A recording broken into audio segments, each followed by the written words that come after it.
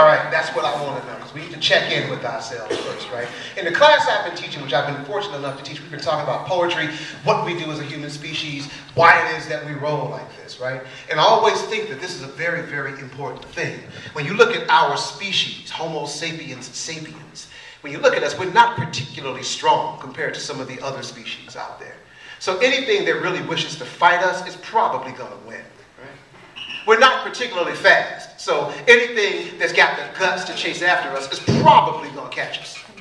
We don't swim very well, so if we're in the water, whatever is swimming in the water is probably going to get us, and we don't climb very well. Right? So what is it about us that kept us, our species, 7.2 billion of us, going on this blue-green globe? What keeps us here, and how have we kept thriving? One of my thoughts is that it's been our ability to communicate highly with one another and in complex ways. And everywhere we go around the world, we find that human beings have this ability. I also think it's probably got a lot to do with gossip. We love to get in people's business. We love to talk crazy. For instance, what's your name, man? Kaya. Kaya? All right. And what's your name? Natalie? Kaya. Natalie's been talking about you, man. I wouldn't go over there. Hey, Natalie. Kaya's been talking about you, girl. I wouldn't go over it. So the ability to go back and forth and tell stories, right, to one another also affects how we view each other. So yes, we do that. For those of us who are unfamiliar with how human beings are born, once we are floating inside, what are you doing over there, man? When we are floating inside mom, we got one sound to keep us together. You're not going to have a problem. We're not going to have a problem, right? We're going to be cool. When we float inside mom, we got that heartbeat. That is the thing that is keeping us listening and floating. And we're like, yeah, we groove into that thump, thump, thump, thump, thump. So when we come out, right, we love rhythm. Rhythm is this thing that keeps us together.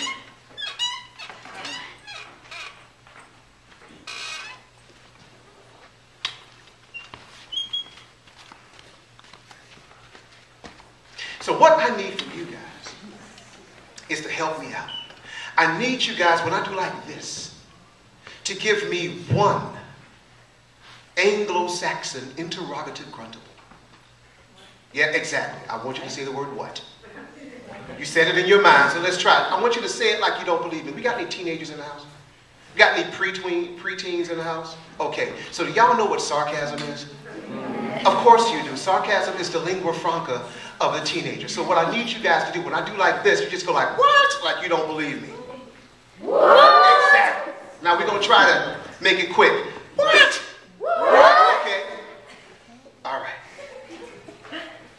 Let's take it back to the dawn of time. Before technology tamed our minds, when a man took his hands and began to clap. And that was the beginning of the boom, boom, bap. Let's take it back to the dawn of time. Before technology tamed our minds, when a woman started humming to an animal's call. And that was the beginning of the yes, yes, y'all.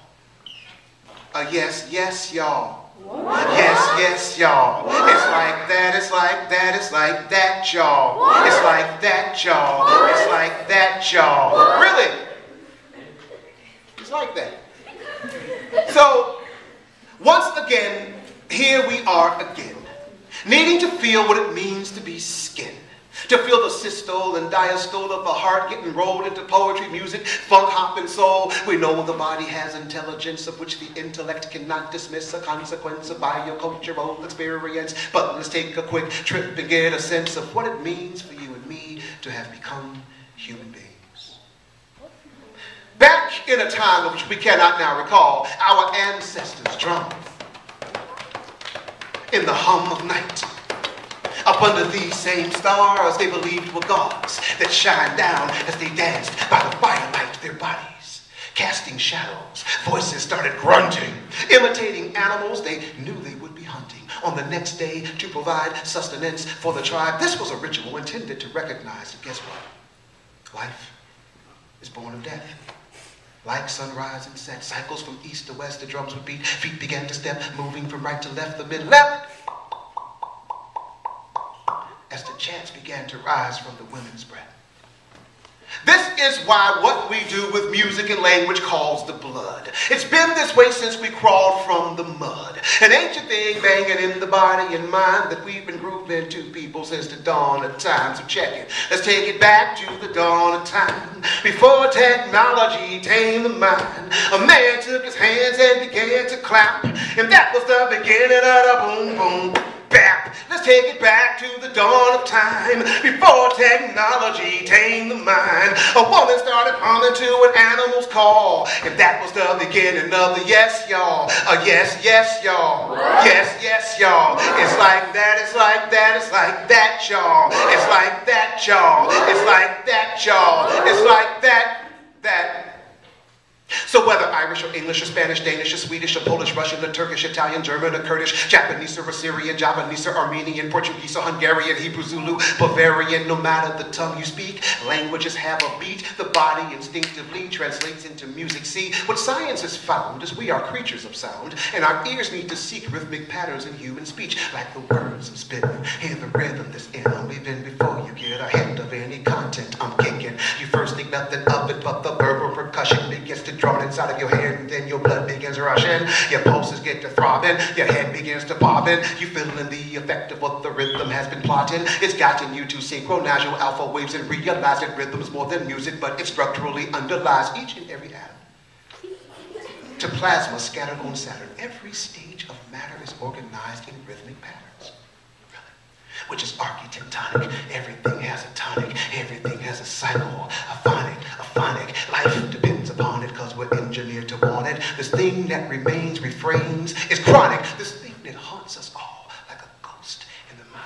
We've been dancing with people since the dawn of time. So check it. Let's take it back to the dawn of time. Before technology tamed the mind, a man took his hands and began to clap. And that was the beginning of the boom, boom, bap. Let's take it back to the dawn of time. Before technology tamed the mind, a woman started humming to an animal's call. And that was the beginning of the yes, y'all.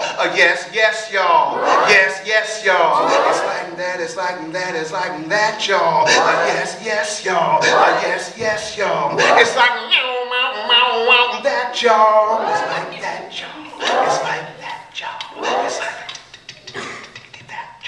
it's like that, Joe. It's like that, Joe. It's like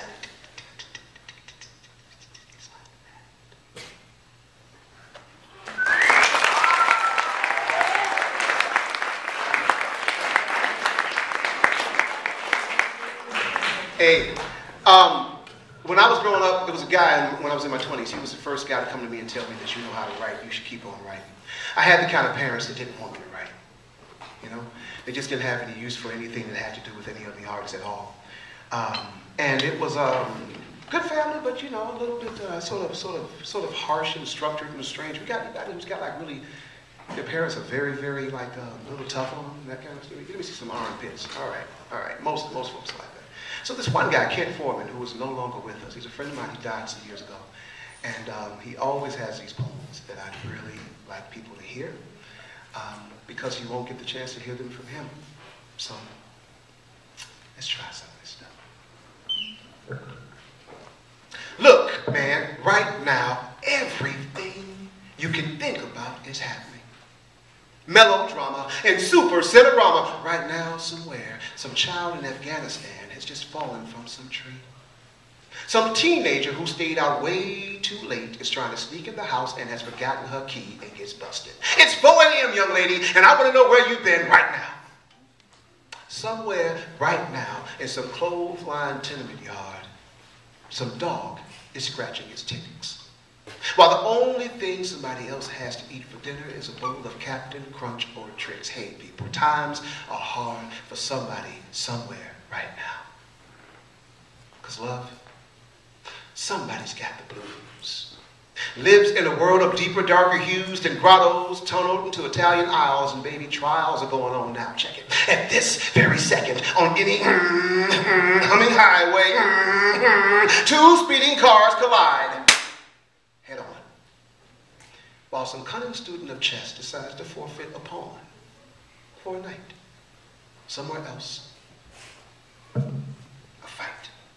In an angry hand, a razor flashes. Somewhere in the world, someone fights against border clashes, and blood is going to flow. Somewhere, right now. Somewhere right now, there is a Walmart, which is thronged with shoppers. Somewhere else, somebody's mule has just gone lame. Tragedies come in assorted size. It's like prizes in a bingo game. Anywhere, right now, some midwife hears some newborn babies indignant crying. Somewhere, right now, somebody is dying now. Right now, somewhere, on some stage, some musicians are cooking, while thugs keep giving each other hugs, hoping to, look for their next victim in this place or the other, brother. Someplace else, right now, unfortunately, somebody is getting high. Somebody else is eating Aunt Jemima's sweet potato pie. Dig, right now, somewhere, some prim, elderly grandmother overhears some naughty joke and smiles. And somewhere right now, somebody with their headphones on is listening to hip-hop or a trumpet played by Miles. Every time. All kinds of things are going on at this millisecond or at some ancient dawn. What? How? Oh, dear dreamers, there is no other time than now, than now, than right now. Thank you. From my friend Mr. Ken Foreman, as I said, you won't get the chance here. I have a daughter, two daughters. I have a daughter named Jamila and a daughter named Safi. When my daughter Jamila was really small, I don't know, small, like I was 7 years old or 6 years old, I was trying to teach her stuff about her phonics, how to pronounce things. I was trying to talk to her about music, and we're trying to talk about, we imagined musical beings who would come out and hang with each other. Right? And so it developed into a story that we would tell each other about these musical beings who came to life whenever you played music. Anybody here plays music? Right? As I had to tell the last class, I mean really play an instrument, not just press an iPod. Right? Right, all right. So some of you might know a bit about music and know that music has this sort of a live quality to it, and that you can never play the same thing quite the same way all the time. So these beings, they come out and they don't have the same issues that we have. They live in a different kind of world. And so this is, I guess, a songish story that came out of the mind of telling stories with a 7-year-old, right? Everybody here was 1-7, I think, right? All right. So this is called jazz, people. And I use it because I think we, here in the United States, we have this music called jazz, and this music seems to be a kind of music that, that can accept all kinds of other music, much like our country is a country that can accept all kinds of other people. So this is for that. We sleep the dance of music. We walk the night of song. Bless you. We be the bliss hiding deep in the kiss of a bass tone stretched out long. We breathe the air inside of saxes and relaxes on the backs of suns. We be the rhythm hiding deep inside the rhythm. We worship in the church of drums. We be jazz people living in holy scats and Ella chants. We live in bulging cheeks that speak and seek to send us toward Venus. We be red wind ripping through city streets, gripping you like tigers' teeth, stripping all your flesh into shreds. Yet we've been here for 1 billion years, and few have ever seen us. We exist on a plane where kisses rain on you like snow in winter. We've abolished the ignorant knowledge of prejudices against races and genders. We don't understand why it is that man has a soul and he just won't use it. Life can be much more fulfilling if you would be willing to come and exist as music. Come sleep the dance of music. Come, walk the night of song. Come, be the bliss hiding deep in the kiss of a bass tone stretched out long. Come, breathe the air inside of saxes. Come to the backsides of suns. Come, be the rhythm that slides in the rhythm inside. The rhythm inside. The rhythm inside.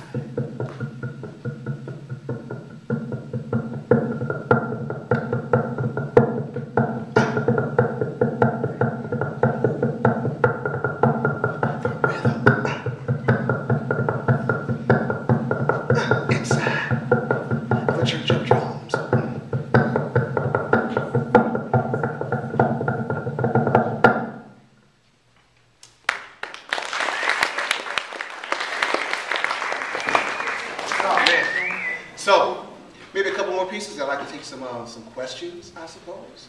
I don't know if you guys remember this, but there's a song that was out probably well before your parents was born. And it was a song by who I think is a really good songwriter. His name is Johnny Cash. Anybody ever heard of him? Yeah. Yeah, let me see some artists. You heard of Johnny Cash? Right. Johnny Cash. I was listening to a song of his, talking about it with my son Jordan, who's probably about some of your age. He's about 13 years of age. And it was a song called "One Piece at a Time." What this song "One Piece at a Time" is about a guy who works inside of a Cadillac factory. A Cadillac is a car. And in working in this Cadillac factory, he has a problem. He can't afford to buy the car that he's building. So what he says he's going to do is he's going to emancipate, steal a car, and guess how he's going to do it, people? One piece at a time. So he figures it's going to take him about 20 years to get this car. So he takes out one part one day, another part another day, and really about 20 years goes past, and he's able to put this car together. And he starts it up, and this car works, and people are like, dude, what in the world are you driving? Because it's got all of these different parts from all of these different places, from all of these different time periods. And he tries to tell them what year it is. He's like, well, this car is a 1951, 52, 53, 54, 55, 56. And he keeps going to about the 1970s, right? Now, it just so happens that at this time, I was hearing this thing on the radio about, anyone remember when they were talking about in New York, this mosque at Ground Zero? Anybody remember that? It was about this, do these Muslims have the right to build a mosque here? Even though it wasn't really a mosque and it wasn't really at Ground Zero, but let's not let the truth get in the way, right? So what happened is, that was listed in the radio. There's a lot of people who was trying to say, who has the right to be an American? Basically, that's what they were saying. Do you have the right that Americans have? Should this person have the rights that Americans have? And listening to that, and listening to Johnny Cash, as those who are in my class know, I like to put two separate ideas together that seem like they don't work, but then find a way to make them work. I was like, oh, wait a minute. There's something going on here. It was like, what does it mean to be an American? And I thought about that car. And I was saying, this car that is made up of all of these different parts from who knows where, somehow we see it, it sometimes looks ugly, but it stays on the road.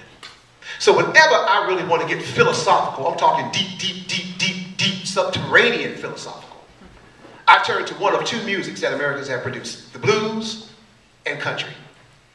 Anybody here know what country music is? Okay, I'm not talking about just music from any country. I'm talking about music from this country, country music, right?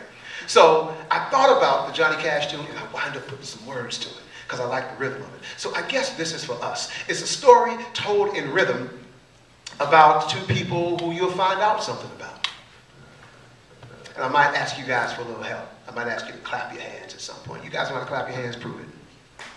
Okay, can you clap them in rhythm? Okay, good. That's the only thing I ask. I guess we're all good. I was at this one fancy coffee store next to a woman with looks I'd never seen before, but she seemed to have much charm and style and grace. Well, she stepped to the counter and she ordered a drink. It was an iced cappuccino with soy, I think, but I was preoccupied in trying to surmise her race. It seemed she wasn't quite white, and she wasn't quite black, she wasn't quite this, and she wasn't quite that. In fact, I guess she wasn't quite anything, I suppose. Now, I didn't want to harass her or come off crass, but the question kept burning, so I decided to ask, and she said, save your breath, I can guess what you want to know. She said, see, everywhere I go, folks stare at me, trying to decode what I'm supposed to be. But truth is, mister, calculating me ain't so easy as you can see. So if you got the interest, I'll take the time and keep that question from smoking your mind. Just buy my coffee, and I'll tell you just what I be. So I said, no sweat. That's a bet. I'm always curious to know what I don't know yet, and for me, that's worth a cup of joe, maybe even two. So I reached in my pocket, pulled out the money, paid for the coffee, said, there you go, honey. And I said, down, girl, tell me, what in the world is you? Well, that's when she took a deep breath. And she went, well, I'm a Jew, Italian, Haitian, Dominican, African-Asian, Mexico-Pean, Puerto-Nigerio-Brazilian's what I am. And I'm knit to fit like a patchwork quilt, and from my sweat this here country's built, but keep it simple, stupid. Just call me American. Y'all can help me out now. And you can just call me American. You can just call me American. Though sometimes I ain't quite sure just what that means. But from sea to shining sea, there are 300 million E's, red, white, and blue, and every in between. So we rapped a wee about democracy, about what makes ours different than them ancient Greeks. We broached subjects most folks would tell you's taboo, like love and religion and politics. We talked about the Taliban and the Dixie Chicks, and you know, about the Greens and all them Republicans and them green rainbows too. We spoke about President Barack Obama, joked about Palin and the Octomama, and wondered whether or not our economy is really bouncing back. About whose fault it's going to be if our climate changes, of trucks and such, and good shooting ranges, and why I prefer PC, but she likes Mac. We yacked so much we lost track of time, and though we differed, we began to find that she and I was quickly becoming friends. Then she looked at her watch and went, oh, gotta run, but thanks for the talk. I've enjoyed it, hon. Who can say maybe one day we'll see each other again? Then as we both shook hands and said no more, she grabbed her purse, headed toward the door. That's when some dude, looking real confused, comes over real slow. He goes, say, buddy, seem like you know that woman. You mind very much if I ask you something? I said, save your breath, man. I can guess what you want to know. And that's when I took a deep breath and went, well, a Jew, Italian, Haitian, Dominican, African, Asian, Mexico-Pean, Puerto-Nigerio, Brazilian's what she am. And she's knit to fit like a patchwork quilt, and from her sweat they say country's built, but keep it simple, stupid. Call her American. Now you can just call her American. You can just call her American. Though sometimes she ain't quite sure just what that means. But from sea to shining sea, there are 300 million she's red, white, and blue, and every in between. Now you can just call us Americans. Oh, you can just call us Americans. Though sometimes we ain't quite sure just what that means. But from sea to shining sea, there are 300 million weeds. Red, white, and blue, and every in between. Thank you.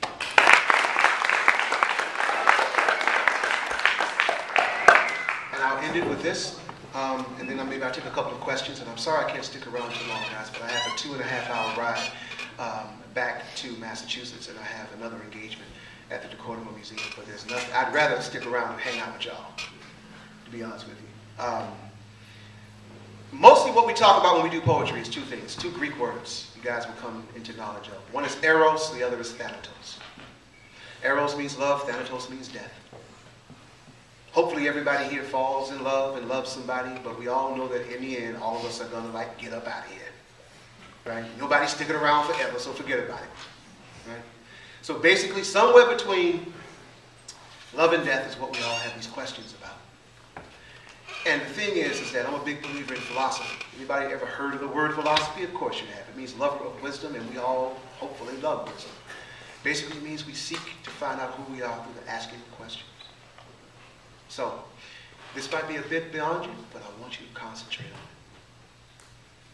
Because why? The one thing we really know is that here we are in a sea of stars. somewhere between Venus and Mars. Short-lived hominids hanging about, doing our best to figure it out. Keep questioning, keep reaching, keep thinking. Thank you.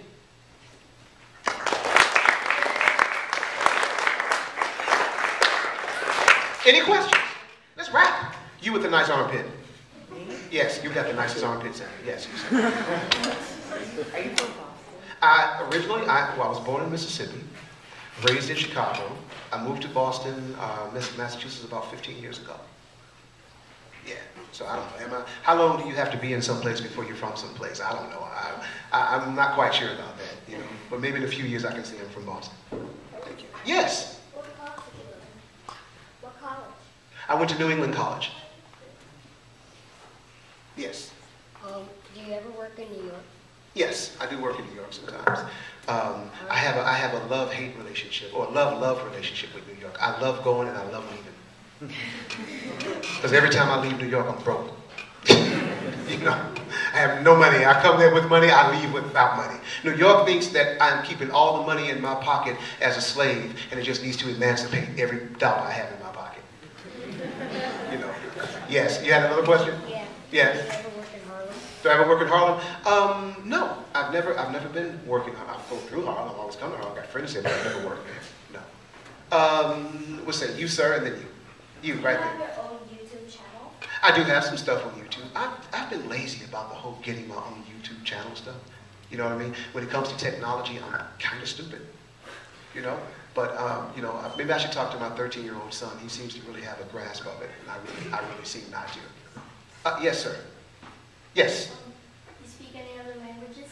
I do not speak any other languages, but I'm trying to learn other languages through poetry. I also sometimes sing in Italian because I love Italian opera. So I'm trying to find my way into the language by going through opera. So, una furtiva lagrima negli occhi suoi spuntò. I seem to be able to grasp the language better if I can learn how to sing something in it. You know, we had a girl, I thought, who had a hand up, but if we did not, then we'll go back to the gentleman right here in green, and then you in the front. Yes. You right there with the arms, the cool arms like that. Yeah. No, well, who was it? I didn't see. Okay, who are we talking about? You. Have you performed in other countries? Yes, I've been to 7 or 8 different countries, including Cuba. I've been to Italy several times, Germany several times, Belgium, France. I've also been to England, Amsterdam, and Switzerland. Yeah, and Cuba, which I love going to Cuba. Yes. Who else? Who was that? Someone who was not. Yes, sir. You. How long have you been writing poetry? Wow. I started writing poetry probably when I was about 7 or 8 years old. I started writing about like chimneys, you know, which we didn't have, and yards, which we didn't have growing up in Chicago. And then my mind started going into other places. I told some of the class, it really started to happen for me when I got introduced to Edgar Allan Poe. When I got introduced to his work, it was like, whoa, I didn't know you could do this with words. So, for a long time. Now, ask me if I've been writing good poetry. No, that's going to happen next year, I hope. Someone else? Yes. How did you get to work in Cuba? How did I get to work in Cuba? Well, there was a woman named Achi Obejas. She is of Jewish Cuban extraction. She was a journalist working for the Chicago Tribune. And she came out and saw me perform one night, and she wanted to know if I would be able to come to Cuba, have my work translated into Spanish, and wind up giving workshops if I had an interpreter. So she and her partner, Tanya Brugueras, who was an artist there, a visual artist and a performance artist in Cuba, made it so that I would be able to go there. You know, and I'm very grateful to them. Yes. How many poetries have you wrote?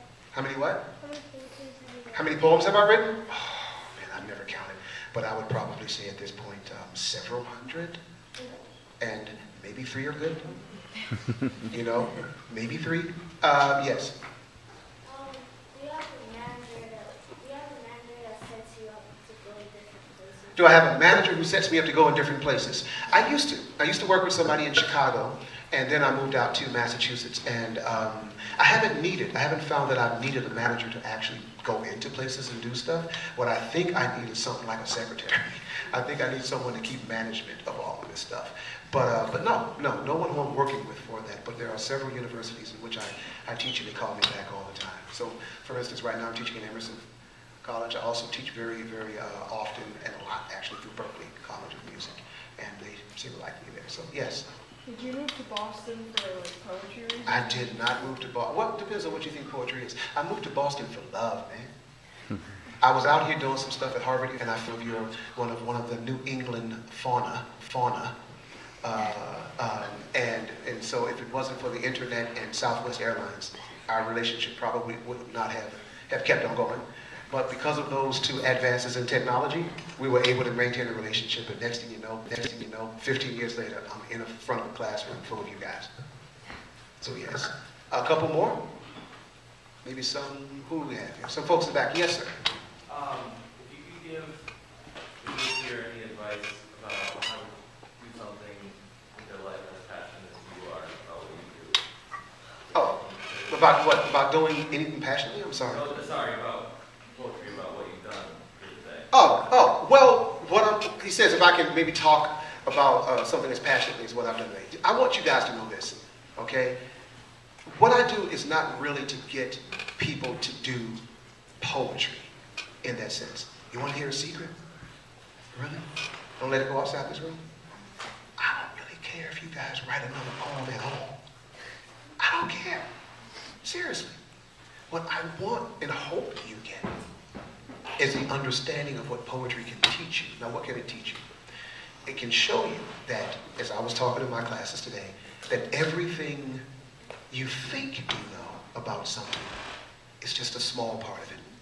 That there's always something larger behind what it is that you see. I want you, the youth, you folks, to see a connection between things that you think don't have anything to do with each other. Whether that is, in my class, we're talking about the connection between electricity and magnetism, the connection between mass and energy, the connection between peanut butter and jelly, right? I want you guys to see all of these things as being connected. Don't say something is just this. No. Because what the arts and what science teaches us is that nothing is just that. Even in the emptiness of outer space, we find stuff there in the darkness. So dig deeper, go deeper, in whatever your particular discipline, whatever it is that you love, find the connection between that and something else, and let your discipline grow larger and larger. One more? Is that? Yes, in the back. Yeah, have you done any poetry slams? Absolutely. I've done poetry slams. I got into my first one in 1996. I was the Poetry Slam individual champion. At one point, I was on 2 Poetry Slam teams that took second place. I have done an international Poetry Slam. It was America versus me. I was representing the United States. It was in a place called Monfalcone, Italy, which is, and the place apparently was huge in the times of the Romans as a place where they built ships. And so what happened is there was this group of people who invited 16 poets from around the world to come and do an international poetry slam. And we had to send work. We could do one poem about anything we wanted. They translated that. Both poems they translated. And the other poem had to be about something to do with the sea or maritime culture. Now people, I am from Chicago. I don't know anything about maritime culture. I didn't grow up with that kind of stuff. So I had to imagine it. And I imagined what it would be to be on a slave ship, floating over from West Africa, that 90-day journey. And so they put me and 15 others into a box, and we slugged it out for a couple of days, me representing the United States. And I am very happy to report that the United States won. So yeah, it's an international slam. Thank you guys. Like I said, sorry I can't stay. That 2-hour trek back is something, but maybe I'll be able to meet some of you on the way out. And I look forward to maybe coming back again at some time or meeting you guys. If you need to send me something, or some of the people in my class, if you want to send me something, please talk to Mr. Clifford. He has my email. He can make sure that I get the stuff that you've written. And it's been a pleasure.